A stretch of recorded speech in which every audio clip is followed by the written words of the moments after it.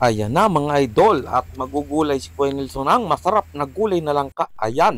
At yan pinutol na natin kasi babalatan na natin yan mga idol. Ayan ang ating gulay na langka. Ang gugulayin. At nagpakudkod na rin ako dito ng 5 buong nyug. Ayan. At yan ay gagatain natin.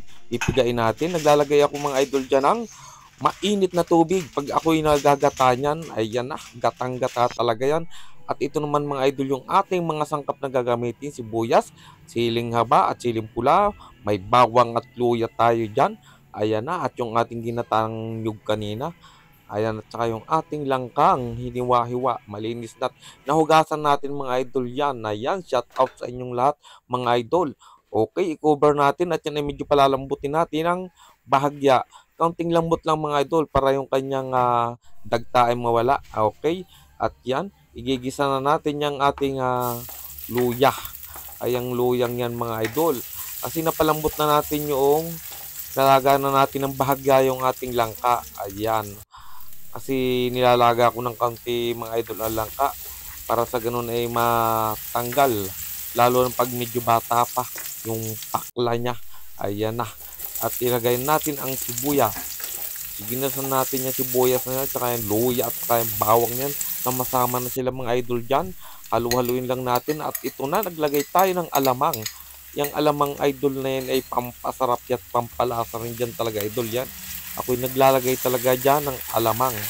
Ayan kasi idol ang gagawin natin dyan ay sardinas lang ang sahog natin. Simpleng-simpleng luto lang. Okay? At luto na yung alamang. Ngayon ay isunod na natin yung ating pinakuluan ng bahagya yung ating langka. Ay naku, napakarami naman pala mga idol. Shout out po sa mga taga-Katanawan Quezon, lahat po ng aking subscriber, followers. Ayan na, at hinalo na ni Kuya Nelson, binalibaliktad na natin mga idol yan. Para naman sa ganun yung alamang, yung mga sangkap na inilagay natin dyan ay mamix talaga ng ayos. Ayan, naglagay tayo dyan ng pamintang durog.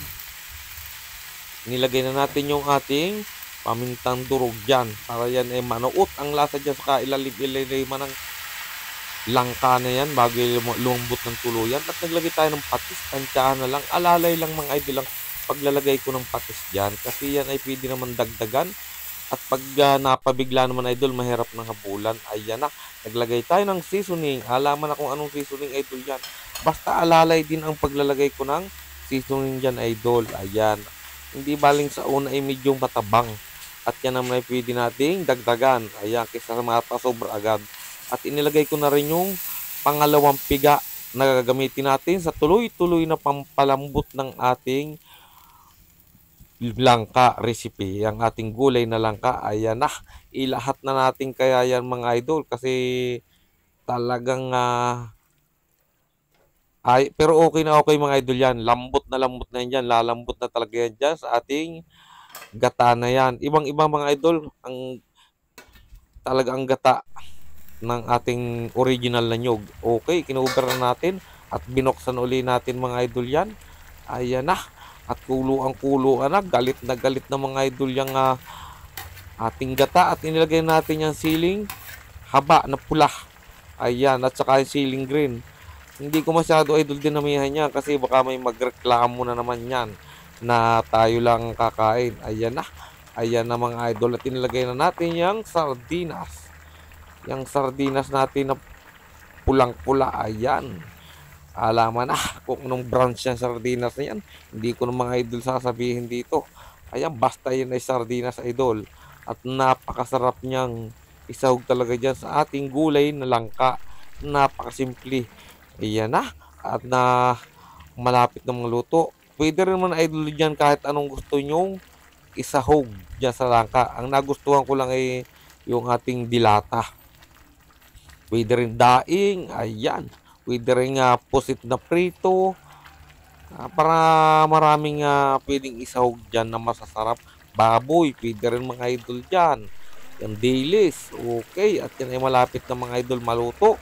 At ilagay na natin yung ating kakanggata. Ayan, kahit maraming sabaw pa yan idol, pag original na gata ang nilagay natin dyan, yung ating kakanggata, ay talagang yan ay malapot. Ma-absorb pa niya niyang ng langkayang gata ng nyug na yan. At pag lumamig yan, napakalapot idol yan. Ayan, malapit na mga idol maluto. Okay. Ayan na mga idol at pwede nating iserve. Ayan. Sana naman po ay nagustuhan nyo po yung aking pagluluto ng gulay na langka. At pakipalo naman si Kuya Nelson at pakisubscribe na rin po at pakilike at pakishare. Okay. Thank you for watching mga idol. Ayan na at pwede na nating iserve ang ating gulay na langka. Ayan na. Thank you for watching again.